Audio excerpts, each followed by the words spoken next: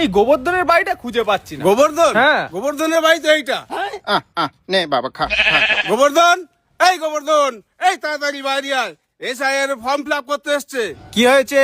কই এদিকে আসেন, আপনার এসআইআর ফর্ম এসছে, ফর্মটা ফিল আপ করতে হবে। ও তা ফর্ম ফিলিস করতে কি কি লাগবে? ফিলিস নয়, ওটা ফিল আপ হবে। ওই হলো, তা কি কি লাগবে? ফিল আপ করতে তেমন কিছু লাগবে না, ওই আপনার আধার কার্ড ভোটার কার্ড লাগবে, আপনার বাবার আধার কার্ড ভোটার কার্ড, আপনার ঠাকুরদার আধার কার্ড ভোটার কার্ড, আপনার ঠাকুমার আধার কার্ড ভোটার কার্ড, আপনার পোট ঠাকুরদার আধার কার্ড ভোটার কার্ড, আর আপনার জ্যাঠা জেঠি কাকা কাকি ভোটার কার্ড। আর ওইসব কিছু না থাকলে পরে আপনার পোট ঠাকুরদাকে 1979 সালে যে দলিল লিখে দিয়েছিল সেই দলিল লাগবে।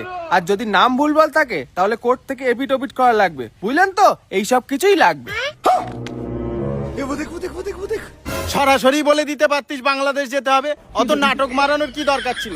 তোরাই থাক, চললাম বাংলাদেশে। চল, তুই আর আমি জীবন কাটিয়ে দেবো, চল।